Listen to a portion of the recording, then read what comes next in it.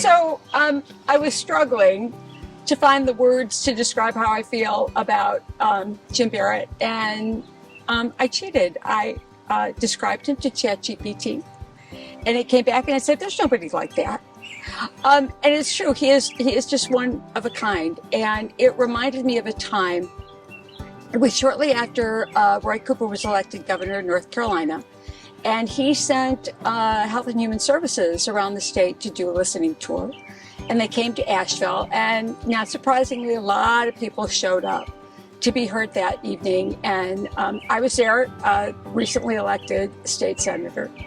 And Jim was there to give testimony.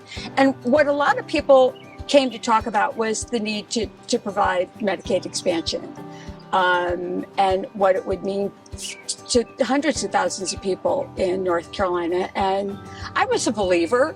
I mean, I worked as a navigator for PISCA, and I saw what happens to people when they don't have access to health care. But Jim gave testimony that I will never forget. And what he talked about was not so much what happens to people when they can't afford to go to the doctor.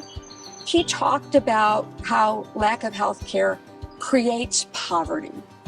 And that was new to me, embarrassingly so, but it was something I took with me to the General Assembly every day. And I think it's easy to pity people who are struggling for whatever reason.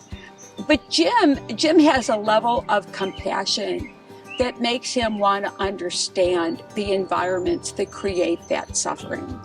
And so, yeah, for the last 40 years, he's been working to keep people safe in their homes and get them access to health care, and to be free from domestic violence. But he has also worked to change those environments that create that suffering, to eliminate poverty. And I think that level of compassion is what makes PISCA Legal Services so well respected.